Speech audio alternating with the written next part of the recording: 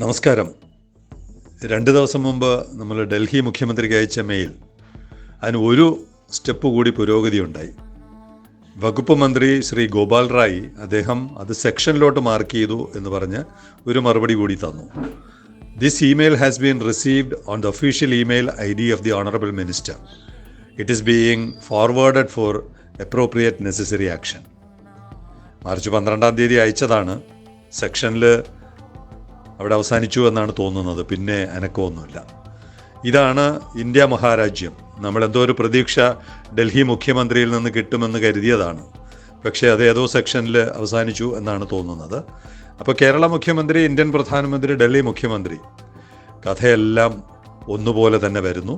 വ്യത്യസ്തമായ ഒരു അനുഭവം ഡൽഹി മുഖ്യമന്ത്രി ഡൽഹി ഭരണകൂടത്തിൽ നിന്ന് വരികയാണെങ്കിൽ ആ വിവരം ഖേദപൂർവ്വം തെറ്റിദ്ധരുത്തിക്കൊണ്ട് പ്രേക്ഷകരെ അറിയിച്ചുകൊള്ളാം. ഇതിവിടെ പറയാൻ കാരണം, പുതിയ കപ്പലുകൾ നിർമ്മിക്കുന്ന കഥകൾ നമ്മൾ ഒരുപാട് റിപ്പോർട്ട് ചെയ്തു. മെത്തനോൾ ബേസ് ചെയ്തുകൊണ്ടുള്ള പുതിയ കപ്പലുകൾ ഓടുന്നു, അവ നിർമ്മിക്കുന്നതിനുള്ള ഓർഡറുകൾ കൊടുത്തു. അങ്ങനെ 218 കപ്പലുകളുടെ കഥ പറഞ്ഞ കൂട്ടത്തിൽ ഇപ്പോൾ ആദ്യമായിട്ട് ഒരു കണ്ടെയ്നർ വെസൽ റിട്രോഫിറ്റ് ചെയ്യുന്നു. റിട്രോഫിറ്റ് ചെയ്യുക എന്ന് പറഞ്ഞാൽ എന്താ? മോഡിഫൈ ചെയ്യുന്നു. ഇരിക്കുന്ന എൻജിൻ മാറ്റി അതിനെ മെത്തനോളിന് അനുയോജ്യമായ രീതിയിൽ റിട്രോഫിറ്റ് ചെയ്യുന്ന തരത്തിൽ ചൈനയിൽ അതിൻ്റെ പ്രവർത്തനം തുടങ്ങി. മേഴ്സ്ക് ഹാലിഫാക്സ് എന്ന് പറയുന്ന കപ്പലാണ്. മേഴ്സ്കാണ് ഇത് ചെയ്യുന്നത്. അവരുടെ ഹാലിഫാക്സ് എന്ന് പറയുന്ന 14,000 TEU കപ്പലാണ്. അപ്പോൾ എയിൻ മേഴ്സ്ക് 16,000 പുതിയ കപ്പലാണ്. പുതിയ ഡ്യുവൽ ഫ്യൂവൽ എൻജിൻ വെച്ച് ഓടുന്ന കപ്പലാണ്. ഇത് പഴയ എൻജിൻ മാറ്റിയിട്ട് അതിനെ റിട്രോഫിറ്റ് ചെയ്ത് ഡ്യുവൽ ഫ്യൂവൽ, 2 ഫ്യൂവലിനും, ഡീസലിനും മെത്തനോളിനും അനുയോജ്യമായ തരത്തിൽ മാറ്റുകയാണ്. അതിൻ്റെ fabrication work has started on the world's first container ship methanol dual fuel retrofit for Maersk at Zhoushan Xinya shipyard. ചൈനയിലെ കപ്പൽ നിർമ്മാണശാലയിലാണ് ഇതിൻ്റെ റിട്രോഫിറ്റിങ്ങിൻ്റെ ഫാബ്രിക്കേഷൻ വർക്ക് തുടങ്ങിയത്. കപ്പലിപ്പോഴും യൂറോപ്പിലെ ഇറ്റലിയിലെ ഒരു പോർട്ടിലാണ് നമ്മൾ ട്രാക്ക് ചെയ്യുമ്പോഴും അവിടെയാണ് കാണുന്നത്. പക്ഷേ അതിൻ്റെ എൻജിൻ, കപ്പൽ വേണമെന്നില്ലല്ലോ, അതിൻ്റെ പ്രീ ഫാബ്രിക്കേഷൻ വർക്കുകളൊക്കെ നടത്താൻ വേണ്ടി കപ്പൽ തന്നെ വേണമെന്നില്ല. അപ്പോൾ അതിൻ്റെ അത്തരം ഒരുക്കങ്ങളെല്ലാം ചൈനയിൽ തുടങ്ങിക്കഴിഞ്ഞു റിട്രോഫിറ്റിങ്ങിനുള്ളത്. Pre fabrication work is being carried out ahead of the planned arrival of the Maersk Halifax in early July.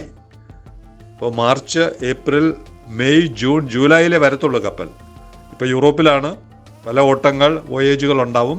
അത് കഴിഞ്ഞ് ജൂലൈയിലാണ് കപ്പൽ ചൈനയിൽ വരാൻ പോകുന്നത്. അപ്പോഴായിരിക്കും കപ്പലിനകത്ത് ഇതിൻ്റെ പ്രവർത്തനങ്ങൾ നടത്തുക. Pre fabrication work is being carried out ahead of the planned arrival of the Maersk Halifax in early July. The vessel is expected to spend around 3 months in the yard for repair and conversion work. July, August, September, വീണ്ടും 3 മാസം അവിടെ ഷൂഷൻ സിനിയ ഷിപ്പ്യാർഡിൽ കപ്പൽ ഉണ്ടാകും. 3 മാസം കൊണ്ടാണ് അതിൻ്റെ retrofitting പൂർത്തിയാവുക. ഇത് പറയാൻ കാരണം, നമ്മൾ പുതിയ കപ്പലുകൾ മാത്രമല്ല, നിലവിലുള്ള പല കപ്പലുകളും ഇങ്ങനെ മാറ്റിയെടുക്കുന്ന തരത്തിൽ മേഴ്സ്കും മാനും, 2 വമ്പൻ കമ്പനികൾ, ലോകത്തിലെ കമ്പനികൾ ഇങ്ങനെ തീരുമാനമെടുത്ത് പോകുമ്പോൾ മാൻ അത് സംബന്ധിച്ച് കുറച്ചുകൂടെ ക്ലാരിറ്റി വരുത്തുകയാണ്. മാൻ എനർജി സൊല്യൂഷൻസ് CEO, നമ്മൾ കഴിഞ്ഞ ദിവസം അദ്ദേഹത്തിനെ കുറിച്ചുള്ള കുറച്ച് കാര്യങ്ങൾ പറഞ്ഞിരുന്നു. MAN energy solution CEO doctor Uwe Lauber അദ്ദേഹം വീണ്ടും പറയുന്നു, it expects to be able to carry out 50 retrofits annually. ഒരു വർഷം 50ഓളം കപ്പലുകൾ, പഴയ കപ്പലുകളെ ഇങ്ങനെ മാറ്റി നമുക്ക് എടുക്കാൻ പറ്റും. 50 retrofits annually worldwide, moving up to 78 per year if it has the resources.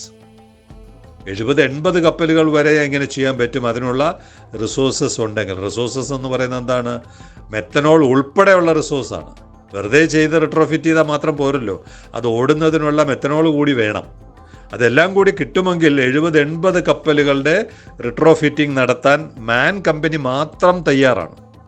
അപ്പം അതിൻ്റെ ആദ്യ പ്രവർത്തനമാണ് ഈ ഹാലിഫാക്സ്, മേഴ്സ്ക് ഹാലിഫാക്സ് എന്ന് പറയുന്ന കപ്പൽ ജൂലൈയിൽ റിട്രോഫിറ്റിംഗ് തുടങ്ങുന്നതിൻ്റെ പ്രാരംഭ പ്രവർത്തനങ്ങൾ ചൈനയിൽ തുടങ്ങിക്കഴിഞ്ഞു. ലോകത്തിങ്ങനെയൊക്കെ നടക്കുന്നു. നമ്മുടെ ഇവിടെ ഭരണകൂടങ്ങൾ, സംസ്ഥാനം, കേന്ദ്രം, കേന്ദ്രഭരണ പ്രദേശം, നാഷണൽ ക്യാപിറ്റൽ റീജിയൻ എന്നാണ് ഡൽഹിയെക്കുറിച്ച് അറിയപ്പെടുന്നത്. ഇവിടുത്തെ വാതിലുകളിലെല്ലാം മുട്ടിക്കഴിഞ്ഞിട്ടും ഒരനക്കവും ഇന്ത്യ മഹാരാജ്യത്ത് കാണുന്നില്ല. നമ്മൾ ഇന്നലെ ഫിലാഡൽഫിയ കഥ പറഞ്ഞപ്പോൾ അവിടെ അടുക്കുന്ന കപ്പൽ, സ്വീകരണം കൊടുത്ത കപ്പൽ CMA മാർക്കോപോളോ, അത് പുറപ്പെട്ടത് മൊറോക്കോ എന്ന് പറയുന്ന രാജ്യമായിരുന്നു. ഒരു കുഞ്ഞു രാജ്യം. മൊറോക്കോ നമുക്ക് ഓർമ്മയുണ്ടാവും, കഴിഞ്ഞ ലോകകപ്പ് ഫുട്ബോളിൽ അവസാനം വന്ന 4 ടീമുകളിൽ ഒരെണ്ണമായിരുന്നു. നീണ്ടു മെലിഞ്ഞ ചെറുപ്പക്കാർ, കൊച്ചുകുട്ടികളൊക്കെ പങ്കെടുക്കുന്ന 4 ടീമുണ്ടായിരുന്നു. France, Argentina, Morocco, Croatia. ലോകം മൊറോക്കോയോടും ക്രൊയേഷ്യയുടെയും ഒപ്പമായിരുന്നു. പക്ഷേ നിർഭാഗ്യവശാൽ അവർ രണ്ടുപേരും പുറത്തായി. ആ മൊറോക്കോ എന്ന് പറയുന്ന രാജ്യത്ത് തിരുവനന്തപുരത്തുള്ള ഒരാൾ ഇപ്പോൾ അവിടെ ജോലി ചെയ്യുകയാണ്. നമ്മുടെ ആര്യനാടുള്ള സുരേഷ്. അദ്ദേഹം എനിക്ക് ഇടയ്ക്കിടയ്ക്ക് അവിടെയുള്ള ചിത്രങ്ങൾ അയച്ചു തരും. അവിടെ അദ്ദേഹം വാട്ടർ സപ്ലൈ പ്രോജക്റ്റിൽ വർക്ക് ചെയ്യുകയാണ്. ഇന്ത്യയിൽ നിന്നാണ് കപ്പൽ പോകുന്നത്. ഏകദേശം 52 ഇഞ്ച് ഡയമീറ്ററുള്ള പൈപ്പ്, 12 മീറ്ററാണ് ഒരു പൈപ്പിൻ്റെ നീളം. അങ്ങനെ 208 കിലോമീറ്റർ ദൂരത്തേക്ക് പൈപ്പിടുന്ന, ഒരുതരം മരുഭൂമി പോലുള്ള പ്രദേശത്തൂടെയൊക്കെയാണ് പൈപ്പിടുന്നത്. ഒരു പൈപ്പിൻ്റെ തൂക്കം 900 കിലോഗ്രാം ഒക്കെ വരുന്നു.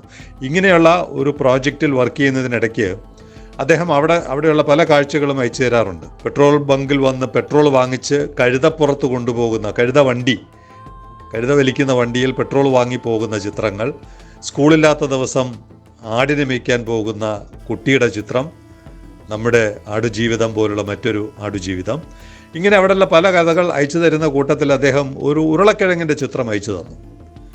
മൊറോക്കോയിൽ നിന്നുള്ള, ഇപ്പോൾ കപ്പൽ ഇവിടുന്ന് മൊറോക്കോയിൽ നിന്ന് ക്ലെമൻറ്റൈൻ എന്ന് പറയുന്ന ഫ്രൂട്ടും കയറ്റിയാണ്. ഒരുതരം ഓറഞ്ച് പോലുള്ള ഫ്രൂട്ടാണ് ക്ലെമൻറ്റൈൻ. അതും കയറ്റിയാണ് ഈ ഫിലാഡൽഫിയയിലോട്ട് CMA മാർക്കോപോളോ പോയതെന്നാണ് ഇന്നലെ നമ്മൾ റിപ്പോർട്ട് ചെയ്തത്.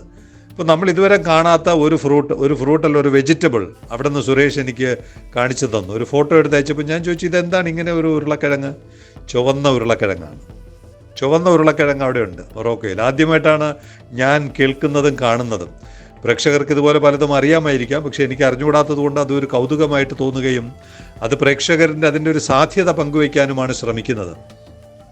അദ്ദേഹം ഈ ഫോട്ടോയൊക്കെ എടുക്കുന്ന കണ്ടിട്ട് ആ കർഷകൻ അദ്ദേഹത്തിന് ഒരു ചാക്ക് സൗജന്യമായിട്ട് കൊടുത്തു. അപ്പോൾ സുരേഷ് എന്ത് ചെയ്തു? ഇവിടുത്തെ 80 രൂപയ്ക്ക് തുല്യമായ 10 രൂപ, അവിടുത്തെ 10 രൂപ അദ്ദേഹത്തിന് കൊടുത്തു. സൗജന്യമായിട്ടൊന്നും വേണ്ടാന്ന് പറഞ്ഞു. അവിടെ ഇത് വിളഞ്ഞു കിടക്കുന്നതും വിളവെടുത്ത് കഴിഞ്ഞതുമായ ഫോട്ടോയൊക്കെ സുരേഷ് എനിക്ക് അയച്ചു തന്നു. അപ്പോൾ ഞാനിതിൻ്റെ ഒരു സാധ്യതയാണ് മനസ്സിലാക്കുന്നത്. ഇന്ത്യൻ മാർക്കറ്റിൽ ഈ ചുവന്ന ഉരുളക്കിഴങ്ങ് വന്നിട്ടുണ്ടോ? കേരള മാർക്കറ്റിൽ ഞാൻ കണ്ടിട്ടില്ല, ഈ തിരുവനന്തപുരത്തെ മാർക്കറ്റിലൊന്നും കണ്ടിട്ടില്ല. അങ്ങനെയാണെങ്കിൽ എന്തുകൊണ്ട് നമുക്ക് മൊറോക്കോയിൽ നിന്ന് വളരെ എളുപ്പമാണ് മെഡിറ്ററേനിയൻ വഴി വരുന്ന ഈ വിഷയമൊക്കെ കഴിഞ്ഞ്, ഹൂതി വിഷയമൊക്കെ കഴിഞ്ഞ് റൂട്ട് സ്മൂത്ത് ആകുമ്പോൾ മെഡിറ്ററേനിയൻ, സൂയസ്, റെഡ് സീ വഴി വളരെ പെട്ടെന്ന് നമ്മുടെ നാട്ടിലെത്താൻ പറ്റുന്ന ഒരു പുതിയ ഒരു പച്ചക്കറി, ഒരു വെജിറ്റബിൾ, ഉരുളക്കിഴങ്ങ്, ചുവന്ന ഉരുളക്കിഴങ്ങ്, ഇത് നമുക്കൊരു വ്യാപാരത്തിൻ്റെ സാധ്യതയായിട്ട് എനിക്ക് തോന്നുന്നു. ഇനി അഥവാ ഈ ഹൂതി വിഷയം നീണ്ടുപോയാൽ പോലും സൗത്ത് ആഫ്രിക്ക ചുറ്റിയാണ് ഇപ്പോൾ ഏറ്റവും കൂടുതൽ ട്രാഫിക് ഉള്ളത്. സൗത്ത് ആഫ്രിക്ക ചുറ്റി വേണമെങ്കിൽ നമുക്ക് കൊണ്ടുവരാം. ഇങ്ങനെ നമ്മുടെ നാട്ടിലെത്താത്ത വെജിറ്റബിൾസ്, ഫ്രൂട്ട്സ്, ഇതൊക്കെ ഇനിയുള്ള ദിവസങ്ങളിൽ കൊണ്ടുവരുവാനും കൊണ്ടുവന്നാൽ ഇന്ത്യൻ വിപണിയിൽ എത്തിക്കുവാനും പറ്റുന്ന ഒരു സ്ഥലമാണ് വിഴിഞ്ഞം തുറമുഖം, വിഴിഞ്ഞം മദർപോർട്ട്.